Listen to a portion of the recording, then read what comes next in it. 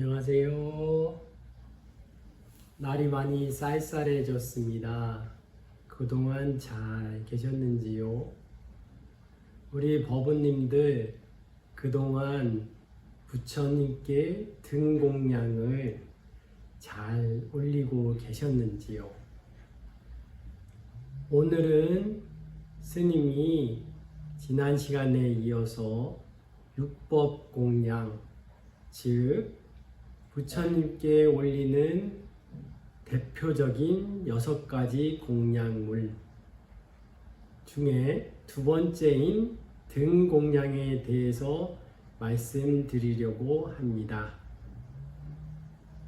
부처님께서 돌아가시기 전에 마지막으로 하신 말씀이 자등명, 법등명, 즉 스스로에게 의지하고 법에 의지하라 라는 말씀을 인 것에서 알 수 있듯이 불교에서 등불은 아주 중요한 위치를 차지하고 있습니다. 그러므로 부처님께 올리는 등공양의 의미 또한 매우 중요합니다. 지혜의 상징인 등불을 밝힘으로써 부처님이 이 세상에 오신 뜻을 가슴 깊이 다시 한번 새기는 것입니다. 등은 어둠을 밝힙니다. 아무리 작은 등이라도 켜면 그 순간 오랫동안 칠흑 같은 어둠도 한순간에 밝아집니다. 이와 같이 등불은 나쁜 것이나 삿된 것이나 스로부터 방어하는 역할을 합니다. 도량결계를 칠 때도 향이나 등을 들고 집안 구석구석 돌아다니거나 마을을 돌면서 진언을 외우는 이유입니다. 등공양을 올리면서 밖의 어둠이 밝아지는 것을 보면서 우리의 내면의 어둠, 즉 무명도 밝아지기를 발언하는 것입니다. 밖이 밝아지는 순간 내면 속에도 어떤 미묘한 변화가 일어나는 것입니다. 우리의 부정적인 마음을 긍정적으로 바꾸는 것이 진정한 등공양의 의미입니다. 우리는 등공양 하면 연등이라는 단어를 떠올립니다. 그리고 연꽃 모양의 등을 떠올립니다. 그런데 연등할 때 연자는 연꽃이 아니라 탈연, 태울 연자입니다.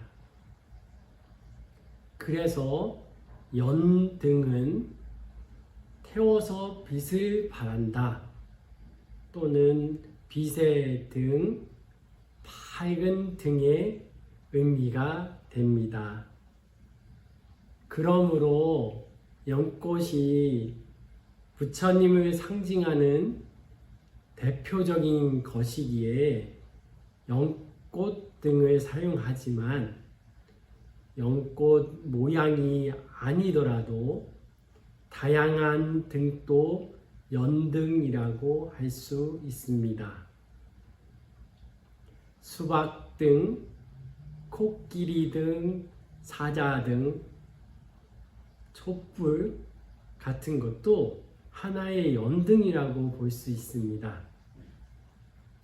법당에 키는 작은 인등도 사람 인자가 아니라 끌 인자의 인입니다. 자석처럼 끌려서 부처님과 깊은 인연을 맺어주는 것이 인등입니다. 향이나 촛불이나 모두 자신의 몸을 태워서 세상을 향기롭게 하고 세상을 밝힙니다. 그와 같이 부처님께서도 자신을 희생하셔서 세상을 향기롭고 밝게 하신 분이기에 불교에서 향과 등은 부처님을 상징합니다. 부처님께 향을 올리거나 등을 키면서 우리도 부처님과 같이 세상에 이로운 존재가 되겠습니다. 라는 발언을 하는 것입니다. 그렇다면 우리는 어떠한 마음으로 등 공양을 올릴 때 공덕이 클까요? 현우경에 빈여 난타 품에 잘 나와 있습니다. 우리에게 빈자 1등으로 잘 알려진 이야기입니다. 빈자 1등은 가난한 사람의 등불 하나라는 뜻입니다. 부처님이 영취산에 계실 때 난타라는 가난한 여인이 올린 등뿐만이 부자들이 올린 큰 등이 밤에 다 꺼지고 난 후에도 홀로 밝게 빛나고 있었습니다. 목건년도 끄지 못했어요. 부처님께서 말씀하시기를 목건년아 그대가 아무리 신통이 뛰어나다고 해도 그 여인이 지극한 정성과 간절한 발언으로 올린 등공양은 꺼트릴 수 없느니라. 이 여인은 등공양 공덕으로 장차 성불할 것이며 스미 등광 열애라 할 것이다 라고 말씀하셨습니다. 부처님께서는 마음으로 공양을 받으신다고 하셨습니다. 어떤 마음으로 공양을 올리느냐에 따라서 같은 공양이라 해도 그 공덕이 달라집니다. 우리가 공양을 올리거나 기도를 드릴 때 가장 중요한 것은 간절한 마음과 지극한 마음입니다.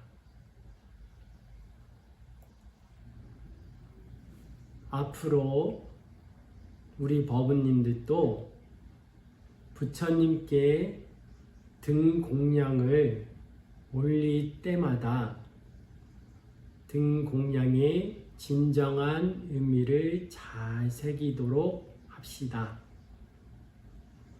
내 마음이 부처님에 대한 신심, 긍정적 에너지 또는 밝은 마음으로 빛나게 하는 것이 진정한 등 공양입니다. 원심의 법은님들, 날마다 마음속에 부처님께 등 공양을 올릴 수 있도록 함께 노력해 봐요. 감사드립니다. 행복하세요.